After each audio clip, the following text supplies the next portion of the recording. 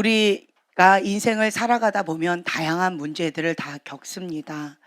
나는 행복한 시간만을 원해요. 그런데 때때로는 그 행복한 시간들이, 내가 원하는 그런 사건들이 내 뜻대로 되지 않고 내 맘대로 되지 않고 힘겨운 순간순간들이 있습니다. 인생은 인생의 폭풍이 있습니다. 그것을 회피하고 싶다라고 나름대로 회피해 보았지만 결국은 쳇바퀴 도는 인생 가운데 그냥 제자리 걸음일 뿐이었으며, 그렇기 때문에 우리의 인생에 있어서 부딪히는 그 문제, 하나님의 방법대로 직면하며 돌파하는 방법 외에는 없다라는 것을 다시 한번 깨닫게 되어집니다.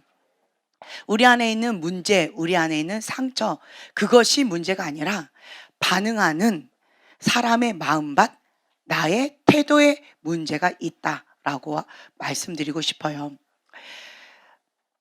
하나님께서 그 문제를 바라보는 그 시각, 그리고 그 문제를 바라볼 수 있는 눈, 귀, 그것을 열어주시는데, 너희는 볼 수 있는 눈이 있으므로 복되다. 너희는 들을 수 있는 귀가 있으므로 복되도다. 주님께서 이렇게 말씀하셨어요.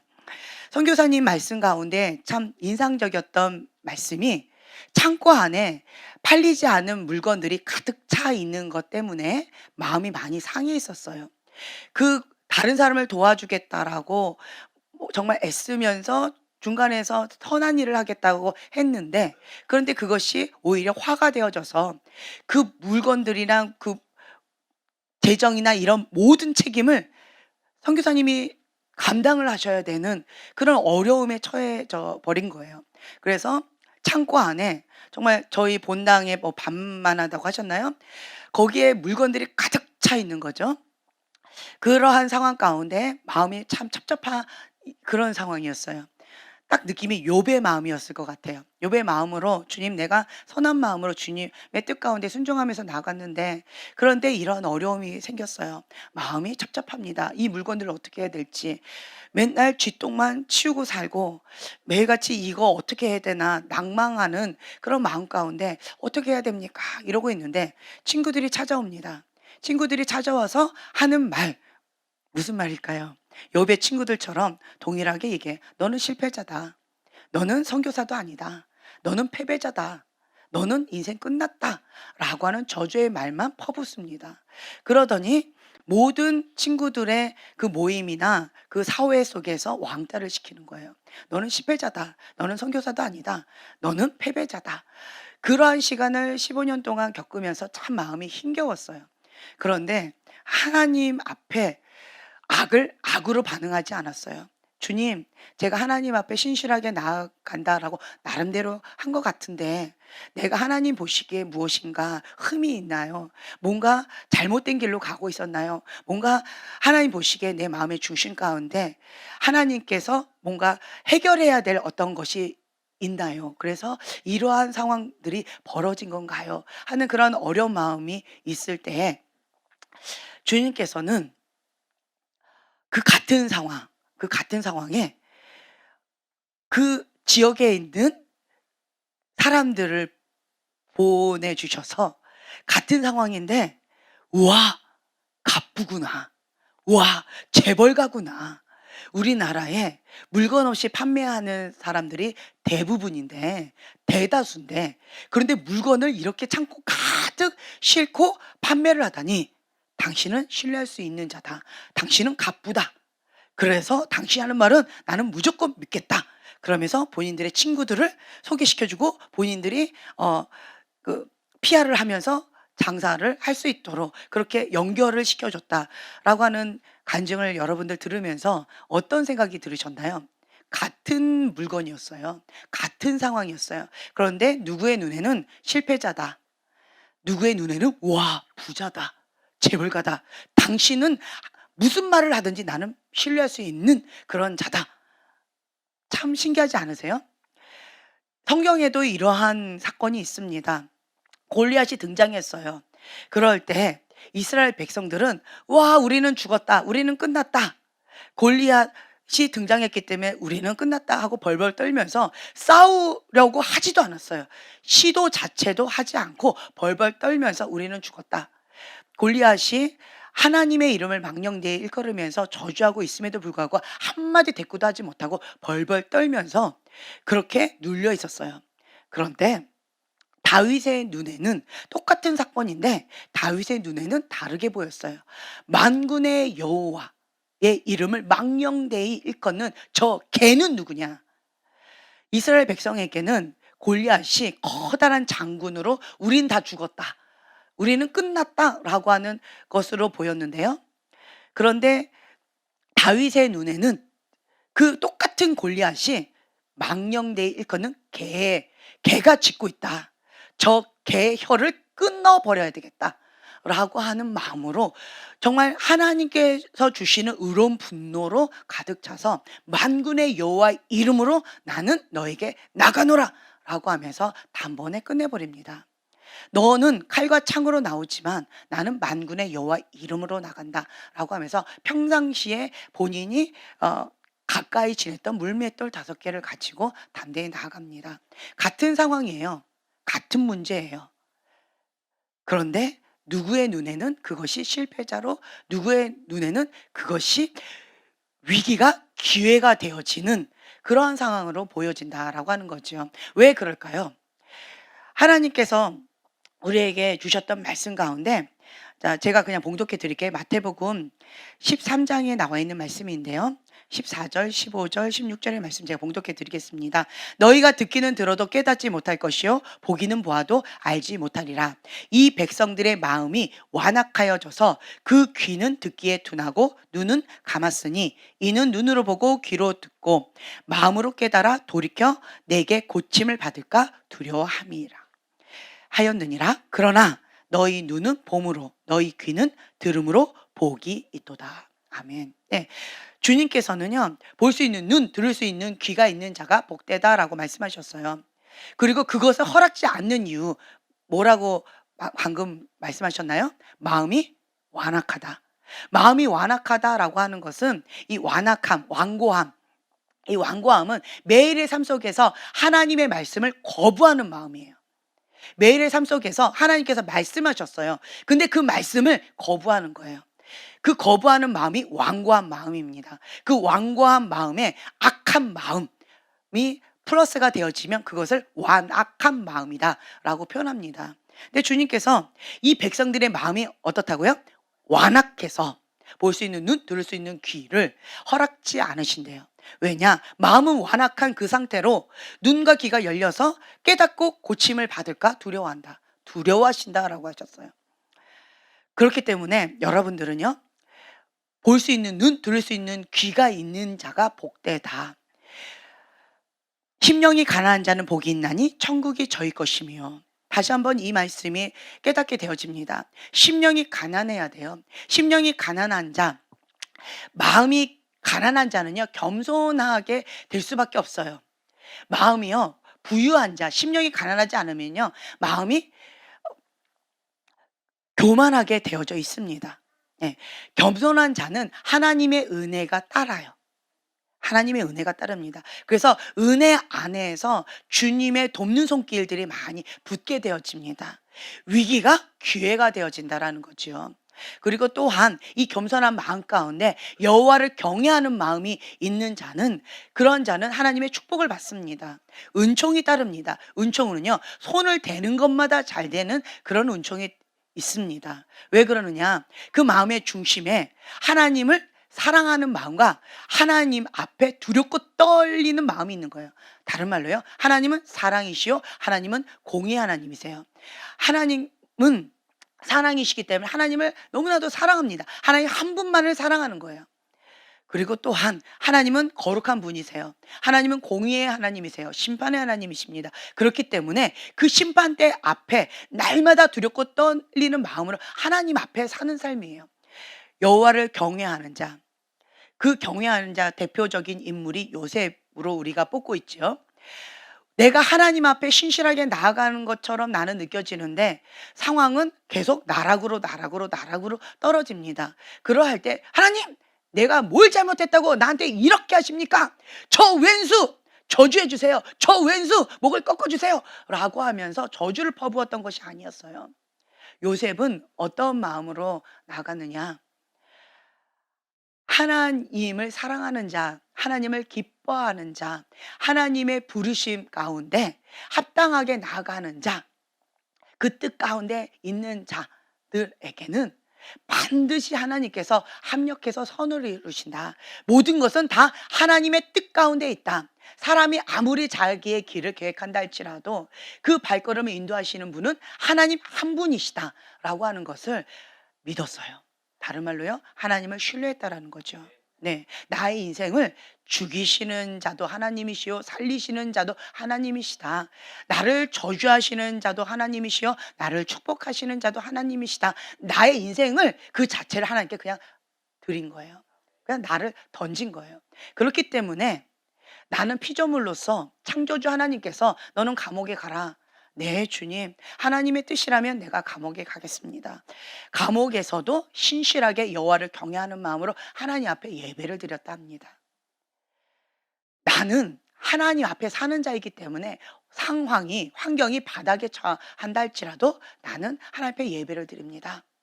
내 마음과 하나님은 변함이 없는 거예요. 내가 상위층에 올라갔어요. 그래도 내 마음은 변함이 없어요. 왜요? 하나님과 나 사이에는 변함이 없기 때문에. 단지 뭐가 변화가 있어요? 상황과 변화가 있는 거예요. 그래서 가난에도 처하고 부에도 처해도 요셉은요, 어떤 상황 가운데 있다 할지라도 그 마음의 중심이 여호와를 경외하기 때문에 변함이 없었다라고 하는 거죠. 하나님은 이러한 자에게 은총을 주십니다. 손을 대는 것마다 잘 되는 은총입니다. 강구사님께서 이런 말씀을 하셨어요. 하나님의 은총을 입은 자, 하나님의 은혜를 입은 자는 복됩니다. 왜냐? 볼 수 있는 눈, 들을 수 있는 귀가 있기 때문에 하나님과 동행하는 삶을 살아가기 때문에 복됩니다. 이러한 자는 눈에 보이지 않는 하나님한테 어떻게 은혜를 입나요? 눈에 보이지 않는 하나님께 어떻게 은총을 입나요? 참 쉽지 않습니다. 눈에 보이는 사람의 마음을 감동도 시키지 못하면서 하나님의 마음을 감동시키겠다? 글쎄요, 그것은 퀘션입니다. 사람이 보아도 와, 저 사람은 정말 신실한 사람이다. 저 사람은 정말 마음이 심지가 고든 사람이다. 저 사람은 하나님 앞에 충성된 분이시다. 저 사람은 하나님께서 축복을 주실 수밖에 없겠다. 사람이 보아도 사람의 마음이 감동되어지는 거예요. 그런 자 하나님께서 가만 내버려 두실까요? 저는 그렇게 보지 않아요. 그래서 박 목사님께서 이런 말씀하셨어요. 첫 번째로 하나님께 감동을 드리는 자가 되고 싶다. 하나님의 은총, 하나님의 은혜를 잊고자 한다라고 한다면 첫 번째로 사람의 마음을 감동시키는 그 일을 하시면 좋을 것 같아요. 네. 그러면 내가 하나님 앞에 사는데 그런데 눈에 보이지 않는 하나님 순간순간 잊어버려요. 근데 내가 주의 종, 하나님의 사람 앞에서 정말 주께 대하듯 그렇게 성실하게 대하는 그 마음의 중심 누가 보실까요? 누가 기뻐하실까요? 누가 아신 바 됐다라고 말씀하실까요? 예, 하나님께서 인정해 주실 거예요. 하나님께서 직접 상 주시고 갚아 주실 것이다 라고 하는 거지요. 그래서 우리는요, 사람의 종이 아니라 하나님의 종이다 라고 하는 이 마음의 중심의 마인드를 분명히 서셔야 돼요. 볼 때는 잘하는 척하고요, 보지 않을 때는 내 맘대로 하는 것, 그것은 여호와를 경외하는 자의 태도가 아닙니다.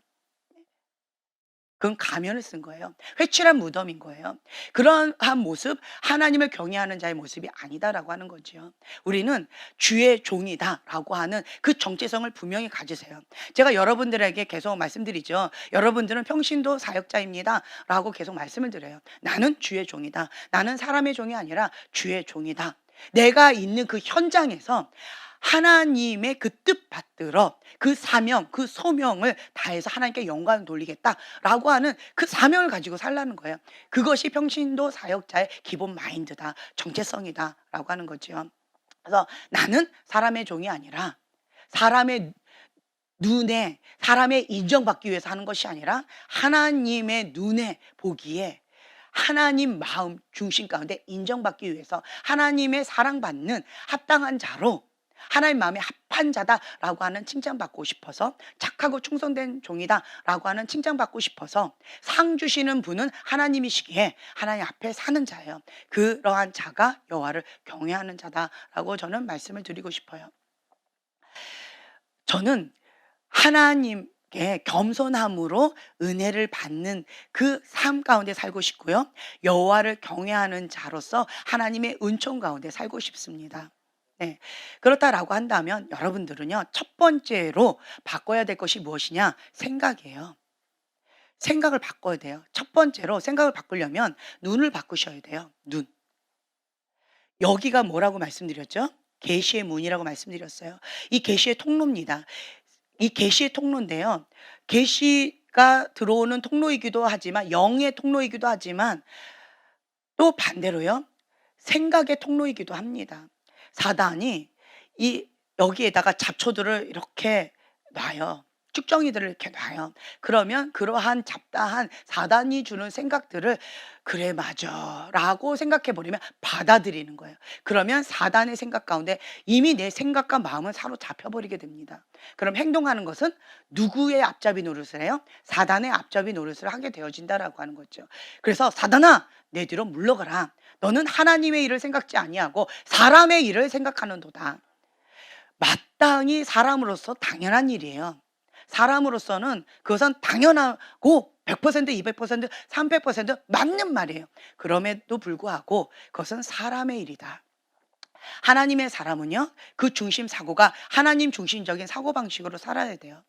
그래서 하나님의 뜻이 어디에 있는가? 하나님의 계획이 어디 있는가? 하나님께서 무엇을 원하시는가? 항상 거기에 모든 포인트를 잡고 나가야 된다라고 하는 거죠. 그래서 나의 생각을 무엇으로 사로잡는다? 하나님의 말씀으로 사로잡는다. 예. 그래서 우리가 하나님의 말씀이다라고 하면 죽기까지 순종합니다. 이게 기본 태도예요. 그것이 기본 자세다. 하나님의 뜻입니다. 글쎄요. 하나님 뜻입니다. 그래도요. 이거는 기본 자세가 안 되는 거예요. 이거는요. 나는 아직은 영적인 아가예요. 영적인 아가는 응애 울고 있는 신생아예요. 신생아는 부모의 보살핌이 없이는 혼자서는 아무것도 할 수 없는 연약한 존재예요. 그러면 나의 현 주소를 인식하고 인정하고 다른 사람의 보호를 받고 권위를 따르고 순종하는 자세로 겸손하게 나가야 되는데, 나는 신생아임에도 불구하고, 그럼에도 불구하고 타이틀이 목사님, 전도사님, 뭐 아니면 장로님, 권사님, 아니면 뭐 교회에서 오랫동안 신앙생활을 했다라고 하는 어떤 타이틀, 그런 걸로 신생아임에도 불구하고 나는 그래, 나는 저래, 나는 이거 해야 돼라고 자기 주장만 계속 주장한다라고 한다면 거기는 참 많이 어렵겠죠. 예, 우리 아이가 컸어요라고 하는 그 영화 갑자기 떠오르는데요. 아기가 그 신생아죠. 기저귀 찬 아가가 아장아장 인제 막 돌진하는 아가 같아요. 돌진하는 아가가 아장아장 걸어가다가 넘어지는데, 이 아가가 요만한 아가잖아요. 근데 "우리 아이가 컸어요."라고 해서 이 아이가 완전히 집보다 더 커져 버렸어요. 근데 이 아이가 걸어가요. 그리고 "엄마." 하고 찾아요, 자기는. 그런데 넘어졌어요. 그러면 어떻게 됐을까요? 그 주변이. 집이 무너져 버렸습니다. 그리고 그 아이가 엉금엉금 걸어가는 그 발걸음에 밟힌 사람은 어떻게 됐을까요? 예, 죽음입니다. 그러니까 이러한 일이 벌어지게 된다라는 거죠. 예. 내가 신생아다라고 한다면 신생아에 맞게끔 그렇게 자기 위치에 맞게끔 그렇게 배워 나가면 그건 아무 문제가 없어요. 그런데 신생아임에도 불구하고 '나는 이렇게 하겠다. 저렇게 하겠다.'라고 해 버리면 참 많이 어려워진다라는 거예요. 그래서 우리는요, 첫째로 무엇을 해야 되는가라고 한다면 여호와를 경외하는 자, 그리고 그 하나님의 그 뜻대로 나아가겠다라고 하는 결단. 예수님께서 부자 청년, 그 모든 것들을 다 버리고 나를 따르라라고 하는 콜링 있기 전까지 부자 청년은 괜찮았어요. 예수님을 사랑했고 예수님을 따랐고 하나님을 사랑하면서 자기가 정말 헌신적으로 산다라고 착각하고 살았어요. 영적인 아가였어요. 영적인 아가였을 땐 괜찮았어요. 그런데 영적인 청년 그 자리에서 무엇을 직면해야 되느냐면 예수님께서 나에게 말씀하시는 것이 있어요. 요구하시는 게 있어요. 그 요구를 아멘 하고 따르면 예수님의 제자의 길을 가는 거예요. 근데 그 요구 가운데 주님 너무하시네요. 나한테 너무 많은 것을 바라시네요. 라고 하면서 주님 그것만은 안 될 것 같아요. 라고 하면 다시 어떻게 돼요? 쳇바퀴 도는 거예요. 뒤를 돌아서 떠나갔던 그 부자 청년처럼 다시 쳇바퀴 돌아서 영적인 아가로 다시 가는 거예요. 영적인 아가로 다시 가면 다시 원상태로 이렇게 쳇바퀴 도는 거예요. 이것이 몇 년이 될 수도 있고 아니면 평생이 될 수도 있고 얼마나 되는지 모르겠어요. 이게 쳇바퀴 도는 삶이에요. 근데 이 딱 기점에서 내가 열심히 한 거예요. 내가 영적인 아가에서 열심히 주님 앞에 순종하고 나름대로 최선을 다해서 하나님 그 뜻대로 순종하고 나아갔어요. 그러면 반드시 다음 단계로 나가는 성장의 그 기회의 문이 있어요. 그런데 내가 느끼기에는 무슨 문이에요? 위기의 문이에요. 골리앗처럼 느껴져요. 그 창고 안에 있는 그 물건처럼 느껴져요. 그리고 부자 청년 예수님을 만나기 전과 만난 후에 그 위기의 상황처럼 느껴져요. 예수님 만나지 않았다면 나는 괜찮은 사람으로 그냥 잘 살 수 있었는데 그 부자 청년이 예수님께서 직면시켜 주셨어요. 너는 나는 하나님을 사랑해요 라고 외쳤지만 주님은 뭐라고 말씀하셨어요? 너는 하나님을 사랑하는 자가 아니다. 너는 두 마음이 있다. 하나님도 사랑하고 재물도 사랑하고 있다. 너는 하나님만 사랑하고 있다고 착각하고 있는 거다. 아닌데요? 아닌데요? 자기 고집을 계속 부리고 있는 거예요. 그때 주님께서 말씀을 주시지요. 직면시켜 주셔요. 너가 갖고 있는 그 재산 다 팔아서 가난한 자에게 나눠주고 나를 따라라.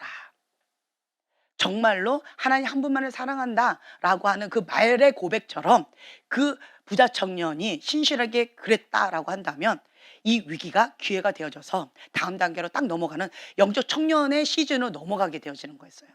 예수님의 제자의 삶을 살아갈 수 있는 기회인 거죠. 예, 그런데 부자 청년은 그것이 참 많이 어려웠어요. 어려웠어요. 그래서 현실을 인정할 수밖에 없었어요. 아, 나는 하나님만 사랑한다고 착각하고 살았구나. 그런데 여전히 지금도 하나님만 사랑하는 건 어렵구나. 나는 부자 청년이기 때문에 돈도 사랑하고 자기도 사랑하고 세상도 사랑하고 두 마음을 포기하기가 지금 현재는 어렵구나. 그것이 나의 현주소구나. 그래서 나는 아직 영적 청년으로 성장할 수 있는 상황이 아니구나 라고 하는 것을 인정할 수밖에 없었어요. 그래서 쓸쓸하게 뒤를 돌아서 다시 영적인 아가로 이렇게 나가는 거죠. 우리는 이러한 청년을 보고 이 부자 청년을 보고 우리는 뭐라고 말을 하나요? 미련하다, 어리석다. 이 세상에 있는 잠깐의 부귀 영화를 가지고 영원한 생명, 영원한 예수님을 포기하고 저렇게 가다니 참 미련하다라고 우리는 말을 합니다. 그런데 이 문제를 자기 자신한테 딱 직면시키면 참 말하기가 어렵습니다. 그래서 여러분들 아직 주님 나한테 나타나지 말아주세요. 이렇게 고백하고 싶으실 것 같아요. 아직 제가 마음의 준비가 안 됐습니다. 아직 마음의 준비가 안 됐으니까 영적인 아가로 나 그냥 좀 더 누리고 싶어요. 이렇게 말하고 싶으신 분도 있을 것 같아요. 그러나 우리는 영적으로 성장해 나갈 때 하나님께서 기뻐하세요. 부모가 자녀를 이렇게 바라볼 때 성장하지 않는 모습, 애기짓하고 있는 모습 보면 참 마음이 안타깝습니다. 그거는 너무나도 여기에 마음이 너무 아픈 거예요. 나이를 먹고 하면 잘 자라줘야 되는데 밥을 많이 먹는데 계속 키는 안 자라고 계속 앞으로만 이렇게 나가버리면 너무나도 힘겨워지는 거죠. 그래서 우리가 하나님 마음을 기쁘시게 하는 자가 되려면 믿음 없이는 하나님 기쁘시게 못한다라고 말씀하셨어요. 예, 하나님께서는 우리에게 이 믿음의 과정을 반드시 겪게끔 해주세요. 믿음의 성장이 있기를 원한다라고 한다면 우리는 첫 번째로 해야 될 게 뭐냐? 이 마음밭이에요. 마음이 완악한 자들, 그런 자들에게는 볼 수 있는 눈, 들을 수 있는 귀를 허락지 않는다라고 말씀하시면서 이 마태복음 그 이하에 보면은 씨 뿌리는 비유에 대해서 말씀하셨어요. 우리가 누가복음 8장 10절부터 15절까지 누가복음 8장 10절부터 15절까지 한 목소리를 봉독하겠습니다. 이르시되 하나님의 나라의 비밀을 아는 것이 너희에게는 허락되었으나 다른 사람에게는 비유로 하나니 이는 그들로 보아도 보지 못하고 들어도 깨닫지 못하게 하려 함이라. 이 비유는 이러하니라. 신은 하나님의 말씀이요 길가에 있다는 것은 말씀을 들은 자니 이에 마귀가 가서 그들이 믿어 구원을 얻지 못하게 하려고 그 말씀을 그 마음에서 빼앗는 것이요 바위 위에 있다는 것은 말씀을 들을 때 기쁨으로 받으나 뿌리가 없어 잠깐 믿다가 시련을 당할 때 배반하는 자요. 가시떨기에 떨어졌다는 것은 말씀을 들은 자이나 지내는 중 이 생의 염려와 재물과 학량과 기운에 막혀 온전히 결실하지 못하는 자요. 좋은 땅에 있다는 것은 착하고 좋은 말씀으로 말씀을 듣고 지키어 인내로 결실하는 자니라. 예, 아멘. 이 말씀은 여러분들이 직면하기가 참 두렵고 떨릴 것 같아요.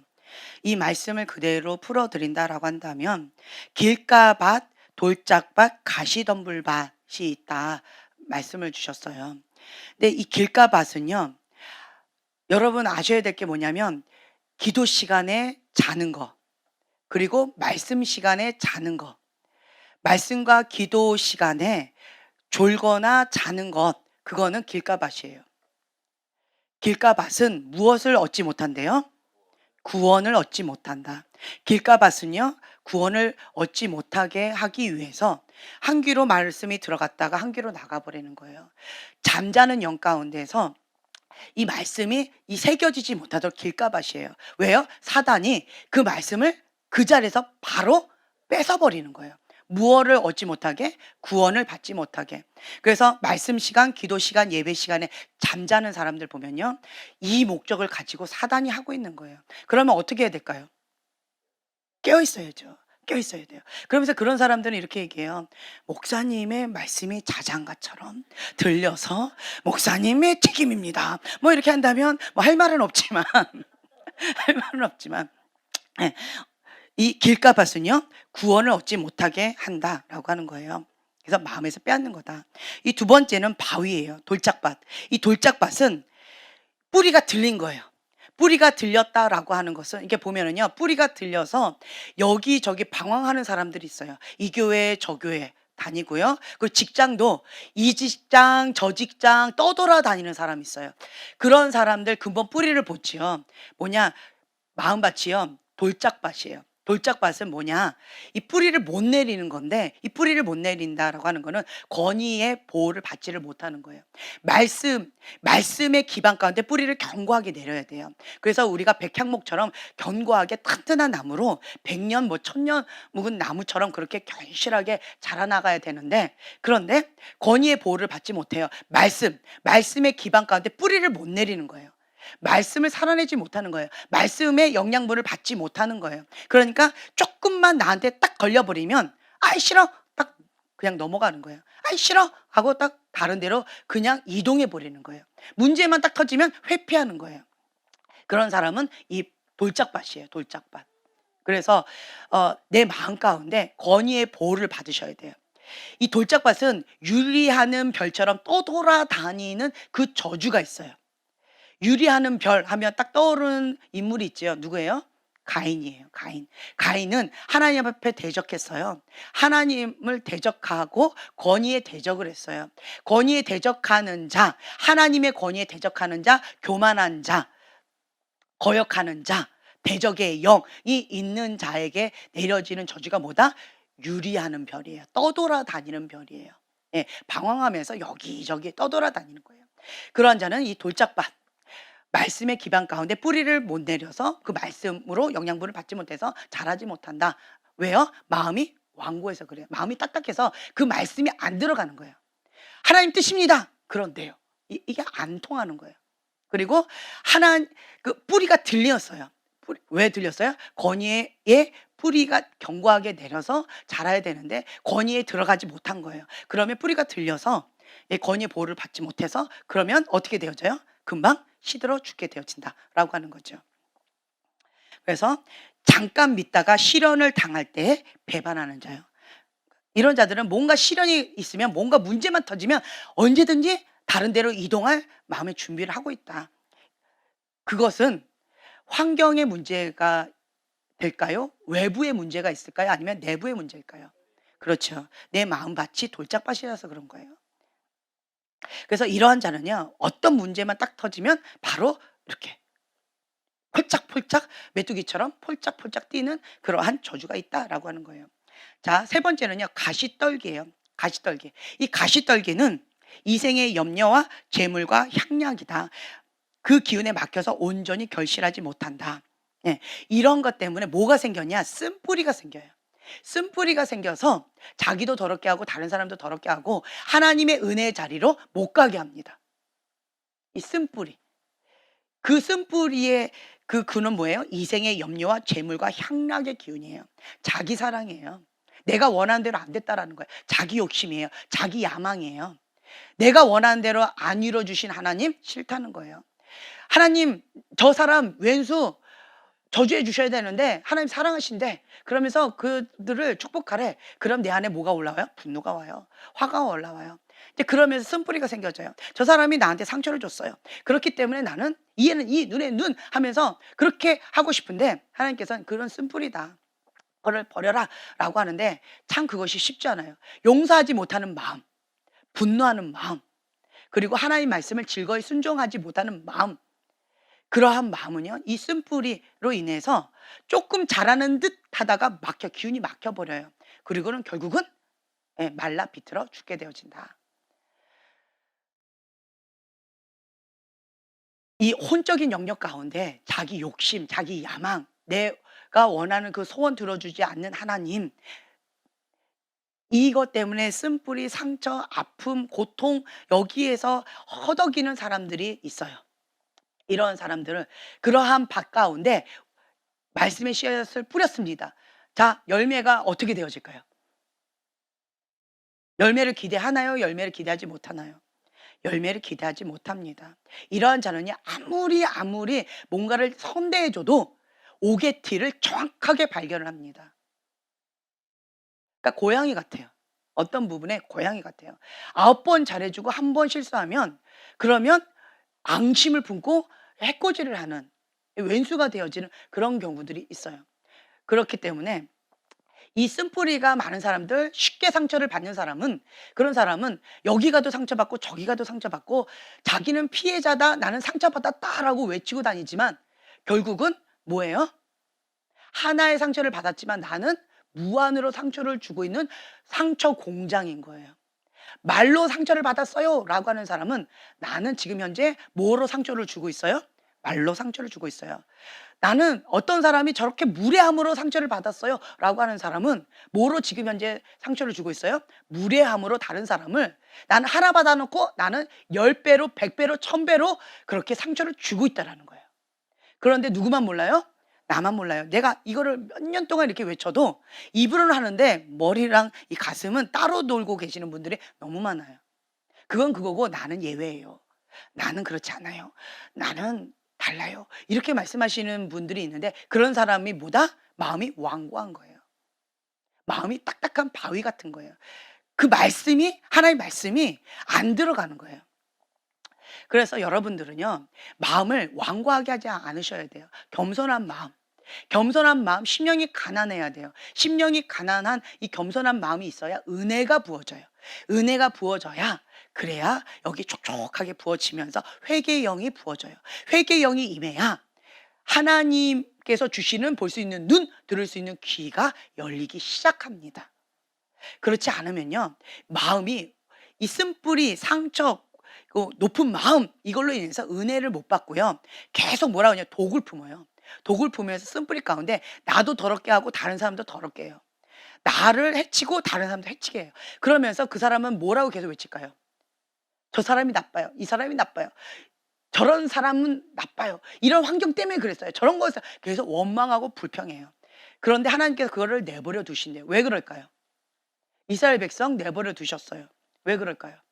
계속 만나와 메추라기로 광야 시간간 하나님의 기적을 맛보게 했고 은혜를 베풀어 주셨어요. 그럼에도 불구하고 마음을 완악하게 했어요. 마음을 바꾸지 않았습니다. 이스라엘 백성 결국은 어떻게 되었어요? 하나님을 원망하고 불평하다가 멸망의 길로 갔더라. 그걸로 끝나버렸어요. 그 영화 가운데 인카운터, 그 영화가 또 떠오르는데요. 예수님께서 찾아오셔요. 직접 그 한 영혼 때문에. 왜요?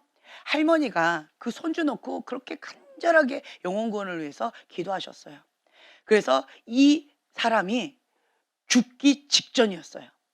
이제 여기에서 나가버리면 이제 교통사고 나서 죽는 거예요. 끝나는 거예요. 그런데 마지막으로 예수님께서 극적으로 드라마틱하게 장면을 만드셨어요. 그리고 기회를 주십니다. 회개하고 돌아오라고. 마음을 돌이키라고. 마음을 완악하게 하지 말라고. 계속 간절하게 호소하면서 시간을 계속 들이면서 갖은 방법으로 그래도 맛만 좀 봐라. 맛이 어떤지 너가 시켰잖아. 그러니까 이거 살짝만 맛봐라. 그런데 그것을 맛보지 않습니다. 마음을 완고하게 완악하게 한 거예요. 그리고 결국 사단이 찾아옵니다. 가자라고 했을 때 그 마음을 완악하게 했던 그 자는 사단을 쫓아서 나가요. 그리고 멸망의 길로 갑니다. 이거 영화라고 생각해서 남의 일로 생각하지 마세요. 마음이 완악한 자는 지금 현재 사단이 콜링할 때 그래 하고 따라가는 자예요. 멸망의 길로 가는 자예요. 예수님께서 아무리 말씀하셔도 마음을 완악하게 하면 그러면 방법이 없어요. 나는 마음이 완악한지 마음이 돌짝밭인지 가시덤불밭인지 아니면 길가밭인지 난 모르겠어요. 제가 증명시켜 드릴게요. 길가밭. 예배 시간에 잠이 와요. 예배 시간에 이 말씀이 무슨 말인지 못 알아들어요. 길가밭이에요. 길가밭이에요. 이러한 자는 구원을 받지 못하게 한다라고 하는 목적으로 사단이 그렇게 하는 거예요. 예. 이거 명심하셔야 돼요. 아, 나는 예배 시간에 그 말씀 못 알아듣겠다. 길가밭이에요. 난 잠이 온다. 예배 시간에, 기도 시간에 잠이 온다. 그거 길가밭이에요. 아, 나의 현주소는 길가밭이구나. 인정하셔요. 나 구원 어렵구나. 이거 인정하시고 받아들이셔야 돼요. 두 번째, 바위예요. 마음이 완고하고 완악한 마음이에요. 볼 수 있는 눈, 들을 수 있는 귀가 없어요. 권위의 보호를 받지 못해 뿌리가 들렸어요. 그리고 모든 것은 하나님의 말씀 가운데 죽기까지 복종해야 되는데 그게 안 되는 거예요. 왜요? 이런 이유 저런 이유 때문에 안 되는 거예요. 그렇지만 하나님 뜻입니다. 그렇지만요. 이렇게 자꾸 핑계대고 계속 부인해버리면 그것이 완고한 마음이에요. 완악한 마음이에요. 하나님의 말씀을 거부하는 마음이에요. 하나님의 뜻은 이것입니다 라고 하면 네, 죽기까지 순종해야지요. 이것이 착하고 좋은 마음밭이에요. 하나님의 말씀은 그렇다 할지라도 나하고 상관이 없습니다 라고 해버리면 이것이 완고한 마음, 완악한 마음이에요. 그러면서 고집을 부려요.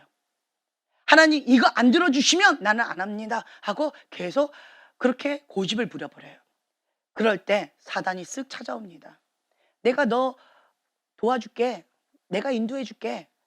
너 그거 먹고 싶지 않잖아. 예수님이 준 그거 먹고 싶지 않잖아. 예수님이 맛있게 차려놓은 그 음식 먹고 싶지 않잖아. 그 말씀 순종하고 싶지 않잖아. 내가 너 도와줄게. 나를 따라와. 그러면서 콜링을 합니다. 그때 그 마음이 완고한 자, 완악한 자는 너무 행복해하면서 웃으면서 그 사단을 따라서 멸망의 길로 갑니다. 이게 정말 무서운 거예요. 뿌리가 들린 자, 권위의 보호를 받지 못한 자, 유리하는 별에 저주가 있다라고 말씀드렸어요. 하나님은 교만한 자를 직접 대적하신대요. 하나님을 대적하는 자, 교만한 자예요. 그런 자 하나님께서 직접 대적하신대요. 그러한 자는요, 유리하는 별처럼 떠돌아다녀요. 그 어디에도 정착을 못하는 거예요.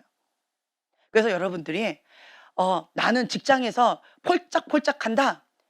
혹 내가 권위의 보호를 받지 못하고 권위에 내가 대적하는 그것이 있는가 자기를 돌아보세요. 그리고 교회도 폴짝폴짝 뛰는 자 있다라고 한다면 그렇다라고 한다면 내가 권위에 대적하고 하나님에 대적해서 유리하는 별에 저주가 있는가 그거 자기를 한번 살펴보세요. 그래서 권위자의 어떠한 보호 가운데 들어가는 게 너무 어렵다라고 한다면 자기 자신을 정직하게 하나님 앞에 살펴보세요. 네, 그러면 뭔가 깨달음을 주실 거예요. 그리고 이 가시떨기는 내 안에 쓴뿌리 상처, 이생의 염려, 그리고 재물, 향락. 그러니까 자기가 원하는 거예요. 예수님을 알라딘 램프로 생각하는 거예요. 내 소원 들어주시는 예수님. 이 문제 해결해 주시면 내가 예수님 믿을게요. 이거 치유해 주시면, 나 살려주시면, 내 자녀 잘 되게 해주시면, 내 소원 들어주시면 하나님 잘 믿을게요. 이 문제 해결해 주세요. 자기 사랑, 세상 사랑이에요. 두 마음이에요. 이 세상에 있어서 자기 염려, 근심, 걱정, 자기가 주인인 거예요. 자기 의. 항상 하나님도 사랑하지만 나도 사랑하는 거예요. 하나님의 일도 하지만 인간적인 일도 하는 거예요. 두 마음인 거예요. 그래서 자기 의가 강해요. 내 생각에 하나님의 뜻이 맞다 생각되지만 하나님을 따라요. 내 생각에 하나님 뜻이 안 맞다 생각하면 하나님 노! 거쳐지 마세요. 분노로 반응합니다. 이것이 가시떨기예요. 그렇기 때문에 이런 자는 나 건들면 앙거리는 거예요. 내 자식 건들면 앙거리는 거예요. 내 어떤 영역 건들면 앙거리는 거예요. 내가 소중하다라고 하는 그 영역 건들면 갑자기 확 돌변하는 거예요. 이것이 가시떨기라는 거예요. 내 상처 건들지 마세요. 내 아픔 건들지 마세요. 주님 안 됩니다 라고 하는 자기만의 어떤 방이 있는 거예요. 내 마음 그리스도의 집 책을 보셨지요? 거기에서 집 전체를 소유권을 주님께 드려야 되는데 주님 이 방은 주님께서 보셔도 괜찮아요. 마음껏 하세요. 거실 이거 주님께 내어드릴게요. 예수님 여기서 만나요. 좋아요. 주님 안방 여기 내어드릴게요. 침실 주님 내가 거룩하게 주님 앞에 내어드리겠습니다. 정직하게 주님 앞에 하겠습니다. 그런데요 요 다락방 요거는 건들지 마세요. 내가 은밀하게 즐기는 이 쾌락 죄악 이거는 건들지 마세요 라고 하면서 거기는 걸어 잠그는 거예요. 건들지 못하게 하는 거예요. 이거 건들면 돌변하는 거죠. 이것이 가시떨기라는 거예요. 예. 그래서 여러분들이 이런 것들이 있다라고 하면 내 마음 가운데 이런 것들이 있다라고 한다면 외부의 문제가 아니다라는 걸 인정하시면 좋겠어요. 그 사람의 문제가 아니다라고 하는 것을 인정하셨으면 좋겠어요. 상황과 문제가 진짜 문제가 아니에요. 인생에 있어서는 문제 그리고 뭐 상처, 고통, 인생의 폭풍 회피하고 싶지요. 기왕이면 없으면 좋겠지요. 그런데 그것은 불가피합니다. 불가피해요. 다만 그 문제 앞에 반응하는 사람의 태도, 마음밭이에요. 이 좋은 땅에 있는 착하고 좋은 마음밭. 이 태도예요. 자, 15절 함께 봉독하겠습니다. 좋은 땅에 있다는 것은 착하고 좋은 마음으로 말씀을 듣고 지키어 인내로 결실하는 자니라. 네, 우리의 마음밭을 좋은 마음밭으로 가꾸셔야 돼요. 좋은 땅에 있다는 것은 착하고 좋은 마음이에요. 착하고 좋은 마음. 이 착하다는 건 뭐예요? 좋은 마음이라는 건 뭐예요? 하나님 말씀에 어린아이 같이 즐겨 순종하는 마음이에요. 말씀을 듣고 지키어 인내로 결실하는 자예요. 이러한 자는 30배, 60배, 100배의 열매를 기대할 수가 있습니다. 그런데 그 앞에 있는 길가밭, 돌짝밭, 가시덤불 밭은 열매를 기대 자체를 못합니다. 나는 열심히 뭔가 하고 있어요. 그렇죠? 여러분 뭔가 열심히 하고 있잖아요. 열심히는 하고 있는데 그런데 내가 열심히 하는 거에 비해서 열매가 별로 시원찮다. 그렇다면 원점으로 돌아가세요. 뭘 먼저 하셔야 돼요? 밭. 열심히 노력하는 그거 이전에 밭부터 가꾸세요. 밭부터 가꾸셔서 좋은 마음 밭으로. 좋은 마음 밭. 하나님의 뜻이다 라고 했을 때 그것을 네 죽기까지 순종하겠습니다. 하나님의 뜻 받들어 죽도록 충성하겠습니다 라고 하는 기본 자세가 되어져야 돼요. 그래야 착하고 좋은 마음 밭할 때 하나님께서 책임져 주세요. 하나님께서 너는 30배의 열매다. 너는 60배의 열매다. 너는 100배의 열매다. 주님께서 그렇게 해주신다라는 거예요. 욕심은 많은데 욕심이 많아가지고 씨앗은 막 걷어들여요. 근데 밭이 안 좋아요. 그래서 여기다 잔뜩 뿌려놨어요. 열매가 어떻게 될까요? 씨가 다 말라 비틀어 없어졌어요. 사단이 길가봐 뺏어갔어요. 말라 비틀어졌어요. 그래서 여러분들은 거룩한 욕심이 많은 만큼 내 마음밭을 예쁘게 가꾸셔야 돼요. 기쁘게 가꾸셔서 하나님의 그 뜻 가운데 죽기까지 순종하면서 나가야 되는데, 제가 그 부분을 좀 나누고 싶어요. 그러려면 자기를 부인하고 자기 십자가를 지고 예수님을 따라가는 제자의 삶을 살아가야 돼요. 네, 영적인 청년의 콜링 가운데 아멘 하고 반응하셔야 돼요. 그러려면요, 대가 지불이 있어요. 대가 지불.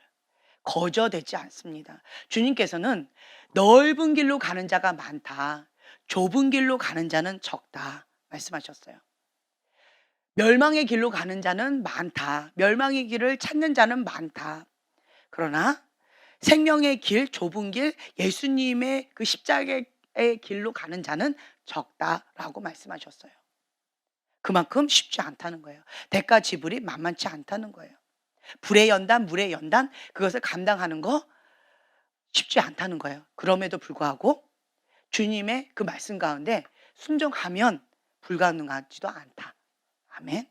하나님께서 감당할 수 있는 힘을 주신다라고 하는 거예요. 어, 제가 거기 그 목자와 양이라는 책을 어저께 빨리 돌려줘야 되기 때문에 아주 열심히 읽었습니다. 남은 부분. 그러면서 정말 마음에 와닿는 그러한 내용들이 있었어요. 하나님과 동행하는 삶 가운데 7가지 마음이 있다라고 되어져 있는데, 첫 번째는 나를 사랑하지 않고 그리스도를 무엇보다 사랑하고 이웃을 자신보다 더 사랑하는 마음이다. 이렇게 표현되어 있어요. 자, 떠오르는 말씀 구절이 있죠. 하나님 사랑, 이웃 사랑. 그렇죠? 하나님의 말씀은 크게 2가지 계명이 있는데, 첫째는 하나님 사랑이요, 두 번째는 이웃 사랑이다. 그 말씀인 거예요. 첫째로 하나님과 나의 관계, 하나님과 나의 관계가 돈독해야 돼요. 이게 먼저 되셔야 돼요. 그래서 하나님의 사랑, 십자가의 사랑을 내가 받아들여야 돼요. 그래서 내가 하나님께 핏값자리다, 예수님의 핏값자리다, 난 존귀한 자다, 사랑받기 합당한 자다라고 하는 이 분명한 정체성이 있지요. 그리고 하나님 사랑을 내가 받아들이지요. 있는 모습 그대로 받아들이지요. 그러면 다른 사람도 있는 모습 그대로 받아들이는 마음의 여유가 있어요. 과거에 제가 이런 질문을 했어요. 과거에 저희 때만 해도요, 순결하면 목숨을 걸었어요. 순결을 잃으면 자살하는 사람도 있어요. 이게 은장도 있죠. 은장도를 가슴에 품고 순결을 잃는 순간 자결하는 거, 조선시대의 여자처럼 우리 때만 해도 그랬어요. 그래서 순결을 잃어버리면 죽는다. 그런데 죽지를 못하기 때문에 순결을 잃어버린 그 사람하고 어쩔 수 없이 평생 같이 살아야 된다. 뭐 이러한 사고방식으로 살았던 것 같아요.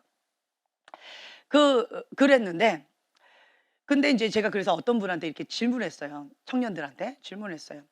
질문했는데, 만약에 형제님이라 해볼게요. 형제님은 만약에 자매가 순결을 잃어버린 자매가 있다라고 하면 그 자매와 결혼을 하겠느냐, 이렇게 질문했어요. 그리고 반대로 자매한테도 얘기했어요. 자매님, 순결을 잃어버린 어떤 형제가 있어요. 그 형제를 너무 사랑해요. 그런데 그 형제와 결혼을 할 수 있을 것 같아요? 라고 질문했어요. 여러분들은 뭐라고 대답하실래요? 뭐라고 대답하실래요? 제가 공통부모를 발견했어요. 이 질문 가운데 저는 절대로 못합니다. 너무 사랑했어요. 그 사람을 결혼하려고 했어요. 근데 순결을 잃어버린 사람이래요. 그러면 여기서 우리 그만 헤어지죠. 요셉처럼 조용히 끊고자. 이렇게 하는 그러한 대답을 하는 사람이 있었어요.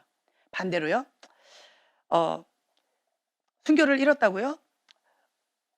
그건 과거니까 지금 나랑 만난 이후에 그런 일이 없으면 괜찮습니다. 근데 나랑 만난 이후에 그런 일이 있으면 끝장입니다. 이렇게 얘기하는 사람이 있어요. 혹은 뭐 그럴 수도 있죠. 뭐 이렇게 순결 잃어버릴 수도 있죠. 그래도 사랑하니까 제가 사랑으로 품어야죠. 굉장히 아름다워 보이지 않나요? 네. 그런데 제가 공통부모로 발견된 게 있는데, 이거 100%는 아니에요. 대부분이 그랬는데, 내가 순결을 지키고 있으면, 목숨처럼 지키고 있으면 너도 지켜야 되는 거예요. 용납이 안 되는 거예요. 반대로요, 내가 순결을 잃어버렸어요. 어떤 이유든, 내가 당했든 아니면 내가 좋아서 했든 어쨌든 내가 순결을 잃어버렸어요. 그러면 상대방에도 관대하더라고요.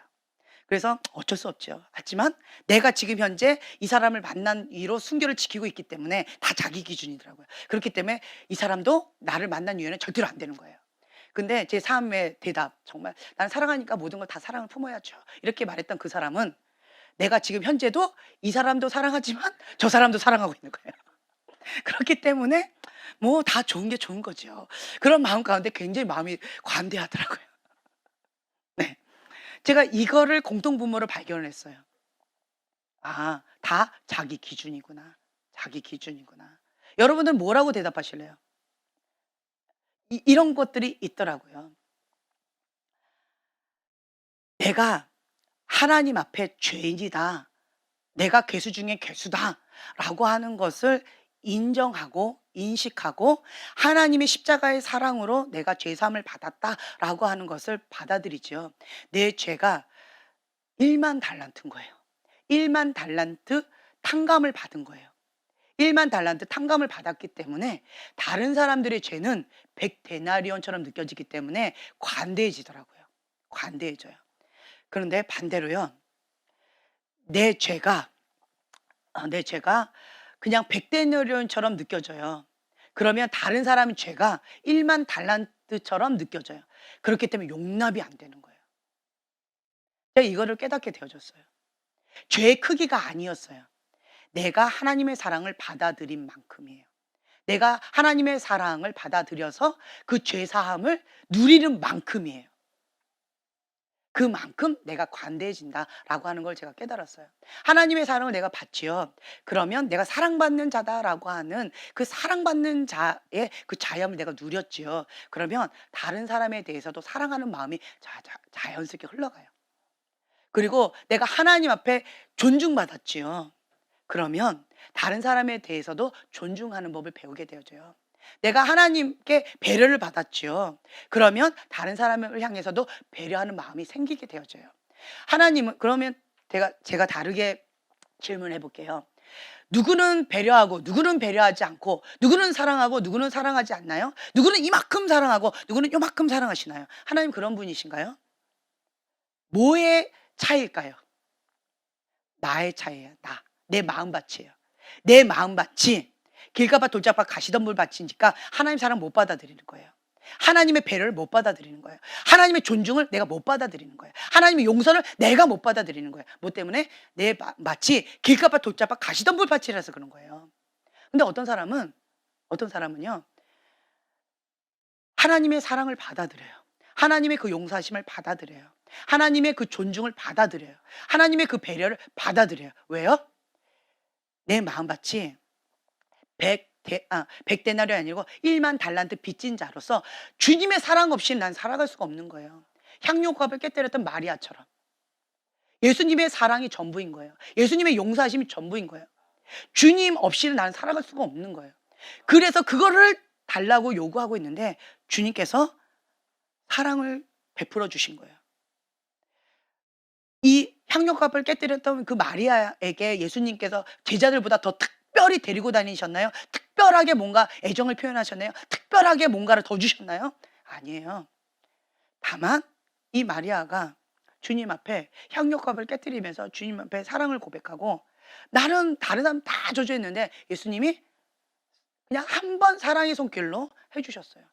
자유케 해주셨어요. 그 고통에서 자유케 해주셨어요. 그걸로 인해서 예수님 앞에 향료값을 깨뜨리는 거예요. 근데 그 사랑을 주님께서 받아들여 주셨어요.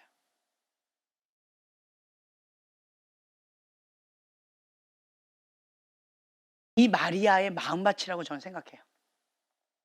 예수님께서 가룟 유다도 사랑하셨어요. 이 마리아도 사랑하셨어요. 근데 그 사랑을 받아들이는 크기가 가룟 유다와 마리아는 달랐어요. 가룟 유다는 야망이 있었어요. 길가밭 돌짝밭 가시덤불 밭이었어요. 그런데 이 마리아는 좋은 마음 밭이었어요. 예수님의 사랑을 순수하게 받아들였어요. 착하고 좋은 마음 밭으로 받아들였고 그리고 그 사랑을 주님 앞에 영광으로 올려드리고 싶었어요. 내 인생 남은 인생 주님 영광 위해서 모든 걸 다 드리고 싶었어요. 가룟 유다 예수님께서 그 모든 걸 다 알고 있음에도 불구하고 끝까지 친구여라고 하셨음에도 불구하고 그 사랑 거부해 버렸어요. 왜 그럴까요? 길가봐 돌짝봐 가시덤불 밭이라서 그래요. 저는 예수님의 사랑이 달라서 차별해서 하나님 사랑이 달라서 차별해서 그랬다라고 생각하지 않습니다. 본인의 문제라고 생각해요. 내 마음밭이 길가밭 돌짝밭 가시덤불 밭이면 아무리 사랑을 퍼주어도 못 보고 못 듣고 못 받아들여요. 그런데 내 마음밭이 심령이 가난한 자는 복이 있나니 천국이 저희 것이며, 심령이 너무 가난한 거예요. 심령이 너무 가난하기 때문에 볼 수 있는 눈, 들을 수 있는 귀가 있는 거예요. 그래서 주님께서 한 번 딱 쳐다봐 주셨을 때 그때 사로잡혀 버리는 거예요. 계속 쳐다보고 같이 다녔던 그 제자들은 예수님 사랑을 그렇게 크게 받아들이지 않았던 것 같아요. 그런데 마리아는 주님께서 이렇게 한 번 주님의 사랑을 이렇게 쳐다봐 주셨는데 그 사랑을 그냥 모든 것을 가난 10년간 다 받아들여 버렸다고 저는 그렇게 봐요. 내 마음밭이에요. 한 알의 씨앗이 심겨졌을 때 100배의 열매를 거두게 되어지는 거예요. 마리아처럼 가난한 10년 가운데 주님 앞에 나가는 자는 이러한 축복, 이런 은총이 있다라고 저는 말씀드리고 싶어요. 여러분들은 길가밭, 돌짝밭, 가시덤불밭 원치 않아요. 그렇죠? 좋은 밭 원해요. 30배, 60배, 100배의 열매를 거둔다라고 성경에 기록되어 있지만 여러분들의 욕심은 뭔지 아세요? 1000배의 축복을 주시옵소서. 뭐 이렇게 하시는데 성경에 나와 있는 100배도 아니에요. 1000배인데 그렇다면 내 마음밭이 어떻게 돼요? 1000배를 받을 만한 그런 좋은 밭이 되어져야 돼요. 아멘. 그래서 내가 그렇게 거룩한 욕심이 있다라고 한다면 내 마음밭을 하나님 앞에 착하고 좋은 마음밭. 좋은 밭은 무엇이에요? 다시 한번 15절 봉독하겠습니다. 좋은 땅에 있다는 것은 착하고 좋은 마음으로 말씀을 듣고 지키어 인내로 결실하는 자니라. 착하고 좋은 마음으로 말씀을 듣고 지키어 인내로 결실하는 자니라. 이 인내가 쉽지 않더라고요. 인내. 그냥 한 번은 단번은 하겠어요. 단회적으로 순종을 하겠어요. 그렇죠? 그냥 요것만 드려라. 만약에 부자 청년한테 너 재산 이렇게 많지. 그중에 3분의 1을 가난한 자들에게 줘라. 그리고 3분의 2는 너가 가져라. 라고 했다면 부자 청년이 그렇게 근심하면서 뒤돌아서 가지 않았을 것 같아요. 이건 제 생각에. 그런데 주님께서는 그렇게 말씀하지 않으신 거예요. 단기간에 단회적으로 요것만 해라라고 하신다면 그러면 좀 해볼 만할 것 같아요. 근데 정말 주님의 말씀을 듣고 지키어 인내로 결실한다라는 거, 롱 서퍼링. 얼마나 힘겼으면 롱 서퍼링 오래 참음으로 인내로 주님 앞에 하는 걸까? 제가 정말 주의 말씀을 인내로 결실하는 게 뭔지를 많이 경험하고 있어요. 가장 힘든 것 중에 하나가 인내더라고요. 오래 참음이더라고요. 그리고 마지막 그 성령의 열매가 마지막이 뭐예요? 절제. 절제를 잘하는 사람은 죄를 지을 수 있을까 없을까요? 없어요. 왜 죄를 지어요? 절제가 안 돼서 그러는 거예요. 왜 죄를 지어요? 오래 참지를 못하는 거예요. 인내를 못하는 거예요. 오늘은 인내할 거야. 죄를 안 졌어. 오늘은 인내할 거야. 절제했어. 하지만 그 다음날 그냥 확 넘어가는 거죠. 참 쉽지가 않다라고 하는 거죠. 그래서 오랫동안 인내로 결실하면서 그래서 하나님께서 착하고 충성한 종이 되려면 인내로 하나님의 말씀을 지켜야 돼요. 왜 유대인을 하나님께서 선민이라고 하면서 선택하셨는가 참 이해가 안 되는 것들이 참 많이 있었어요. 근데 어떤 분이 이런 말씀하시더라고요. 하나님의 말씀을 이렇게 구두로 계속 구전으로 이렇게 전달이 되어졌었는데 그랬는데 그것을 목숨을 걸고 고지식하게 액면 그대로 다 지키는 민족이 누구다? 유대인이다. 목숨 걸잖아요. 종교로 목숨 걸고 종교로 전쟁하고 종교로 자기 모든 걸 다 거는 민족 유대인이에요. 그렇죠? 네. 그래서 이 외골수 같고 이 고집불통인 것 같은 이러한 내 안에 이런 것들 충성된 인내로 결실하는 이 마음의 충성됨, 이 고든 심지 목숨을 거는 이 충성됨 하나님께서 정말 귀하게 보신다라고 하는 것을 제가 다시 한번 좀 깨닫는 그런 시간. 하나님께서 왜 착하고 충성된 종아라고 칭찬하실까 고민이 참 많았었는데 이 심지가 고든 자, 의지가 강한 자, 제가 이제 훈련을 시켜보죠. 훈련을 시키면 의지가 약한 자는 훈련 자체가 안 돼요. 그래서 그런 자는 첫 번째로 훈련시키는 게 뭐냐? 출석 도장 잘 지켜라. 그리고 무엇보다 마음을 잘 지켜라. 마음도 못 지키면서 훈련은 불가능하다. 예. 근데 그런 얘기를 해요. 그러니까 의지가 있으면 예를 들면 뭔가 미션을 줬어요. 그럼 그것을 딱 받아먹고 다음 단계로 딱 넘어가요. 그런 사람은 의지가 강한 사람이에요. 그런 사람은 훈련이 가능하더라고요. 근데 의지가 약한 사람은 막 회가닥 회가닥 회가닥 회가닥 이래요. 그렇기 때문에 이건 훈련 자체가 좀 어려워요. 그래서 제가 훈련생들한테 가장 강조하는 것 중에 하나가 뭐예요? 출석 도장 찍어라. 출석. 출석은 해야지. 얼굴은 보고 해야지. 비대면으로 한다면 불가능하다. 여러분들이 그러니까 대면으로 해야 돼요. 그리고 출석 도장을 찍으셔야 돼요. 제가 다시 한번 얘기하잖아요. 훈련생으로서 나중에 남아서 하는 그 시간에 지금 현재는 각자 팀별로 뭔가를 하죠. 실질적으로 뭔가 하는 건 없어요. 그럼에도 불구하고 제가 정말 신기했던 게 그 훈련생으로 신청해서 그렇게 가는 자들은 권위의 보호를 받으면서 하나님께서 각자의 삶 가운데 여러 가지를 인도해 주시더라고요. 은혜가 따라요. 은혜가 따라요. 그런데 훈련생으로 안 하고 자기 나름대로 뭐 한다 그러고 뭐 자기 나름대로 뭐 어땠다 저랬다 이렇게 말이 많으신 분들은 그런 분들은 따로 놀더라고요. 보호가 어려워요. 그리고 이것 가운데 뭔가 훈련으로 진전되는 게 정말 미흡하더라고요. 참 쉽지가 않았어요. 그런 것들을 제가 지금까지 경험하면서 이거 별거 아닌데 30분 밖에 안 하는 작은 거잖아요. 그 특별하게 뭐 한 것도 없어요. 그런데 권위의 보호를 받으면서 그들 가운데 하나님께서 뭔가 역사하시는 것들이 많이 있는 것들을 여러분들도 간증을 많이 하시고 저도 그걸 피부로 많이 경험하고 있어요. 권위의 보호를 받는 것들, 주님께서 직접 뭔가 은총을 주시는 것들을 제가 많이 경험하고 있습니다. 그렇죠? 여러분도 그렇게 고백을 많이 하시잖아요. 그러면서 제가 느끼는 것이 무엇이냐? 내 생각과 내 뜻과 다르다 할지라도 하나님의 방법, 인간의 탁월한 지혜보다 하나님의 그 어리석음이 더 지혜롭다라고 하셨던 것을 하나님을 신뢰하고 그냥 가는 거예요. 하나님 방법을 그냥 믿고 그냥 가는 거예요. 그러면 하나님께서 합력해서 선을 이루신다. 반드시 하신다라고 하는 거예요. 우리의 인생 가운데, 우리의 인생 가운데 우리는 알지를 못해요. 뭘 어떻게 하실지 알지를 못하겠어요. 왜 이러한 인생 폭풍을 허락하셨는지, 나에게 왜 이러한 아픔을 주셨는지. 어떤 자매가 이런 얘기를 했어요. 어, 길을 가다가 강간을 당했어요. 어린 학생이었는데 강간을 당했어요. 선한 마음으로 뭔가 달라고 그래서 도와준다고 했다가 끌려가서 그렇게 되어졌대요. 그래서 거기에서 살려달라고 했는데 예수님이 안 도와주셨어요. 그래서 이 자매가 하는 말이 예수님 어디 계셨냐는 거예요. 예수님 왜 나를 버리셨냐는 거예요. 내가 뭘 잘못했다고, 내가 뭘 어떻게 했다고, 예수님 왜 이러셨냐고. 그거에 한 맺힌 아픔이 있어요.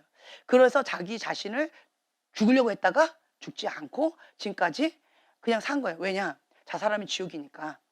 그래서 지옥 가긴 싫으니까. 그래서 살긴 살지만 항상 죽고 싶다라는 마음 가운데 굉장히 고통 가운데 있는 거예요.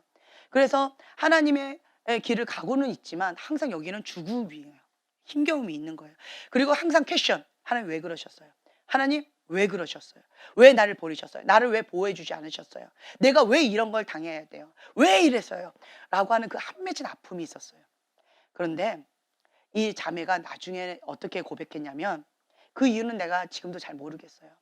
생각해 뭐 이렇게 저렇게 뭐 짜집기를 한다라고 한다면 우리 집안 가운데 뭐 음란의 영이 강하고 부모님들이 뭐 우리 조상들이 음란의 뭐 문을 열어놔서 그랬다 어쨌다 뭐 저쨌다 저쨌다 뭐 그렇다라고 한다면 뭐 그런 거겠죠. 영적인 세계 내가 모르니까 잘 모르겠어요. 하지만 뭐 이런저런 이유 때문에 그랬다라고 한다면 왜 하필이면 내가 희생되어졌냐? 왜 하필이면 나냐 이거예요. 그것도 막 하나의 왜 이런 퀘션들이 되게 많은 거예요. 근데 다 모르겠다라는 거예요. 그런데 한 가지 하나님, 내가 이것 때문에 죽으려고 그랬고 이것 때문에 너무 아팠어요. 근데 주변에 보니까 그 자매의 눈에 뭐가 많이 보일까요? 그렇죠. 성적인 아픔을 받는 자매들이 눈에 밟히는 거예요. 그러한 자들이. 그러니까 그러한 자들이 또 찾아와요. 그리고 상담을 해달래요. 도와달래요. 그러니까 이 자매가 그들을 위해서 정말 사모하는 마음으로 주님 앞에 중보를 해요. 그리고 그 자매들을 또 상담을 해줘요. 그리고 기도를 해드려요. 그러면 그 받았던 도움을 받았던 그 사람들이 어떻게 되어졌을까요? 예. 치유가 되어지고 회복이 되어지고 인생을 다시 살아야 되겠다. 죽으려고 했던 그런 많은 자매들이 살아야 되겠다라고 하면서 그렇게 지금 나름대로 씨름하면서 나가고 있대요. 근데 자기는 그러한 아픔들을 바라볼 때 너무 아파서 자기는 자기 약간도 못하고 있는데 지금도 막 죽고 싶어서 힘겨워하는데 어쩔 수 없이 지옥 가기 싫으니까 살고 있는데 주님 나 좀 데려가 달라고 이게 한 가지 소원이래요. 그러고 있는데 자꾸 주변에서 이렇게 도움이 온다는 거예요. 그래서 자기 앞가림도 못하고 있는 지금 현재 내가 다른 사람을 어떻게 기도해 주고 어떻게 사역하고 어떻게 도와주겠냐. 나는 싫다 못하겠다. 이러면서 굉장히 힘겨워하고 있는 그런 얘기를 했었어요. 그때 주님께서 그분에게 어떤 마음을 주셨는가. 예, 어떤 마음을 주셨는가. 사단이 그렇게 수많은 여성들을 그 성적인 아픔 가운데 고통을 줬다. 사단이 한 것이다. 나의 사랑하는 자녀들을 지금도 운운사자와 같이 그렇게 고통을 주고 그렇게 멸망의 길로 끌고 가려고 하고 있다. 그런데 그들을 위해서 누군가가 나가야 되는데 그 사람이 없다는 거예요. 그 사람이. 그때 주님께서 그 자매의 마음 가운데 너가 해주면 안 되겠니? 이런 마음을 주셨다는 거죠. 그래서 이 자매가 나는 이미 죽은 목숨인데 주님 그 고통이 뭔지 나는 알아요. 주님, 나를 치유받은 치유자로 그 영역 가운데 사용하시길 원하신다면 내가 나를 기꺼이 내어 드리겠습니다. 그것을 감당하는 건 참 쉽지가 않아요. 그렇지만 왜냐하면 내 안에 있는 상처가 계속 건드려지니까 쉽지가 않대요.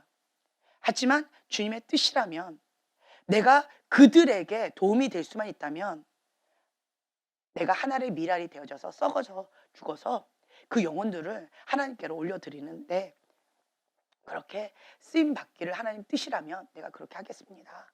라고 하면서 그 영역 가운데 자기를 하나의 그 촛불처럼 내어드리면서 그렇게 섬기고 있어요. 이런 간증을 제가 들었어요.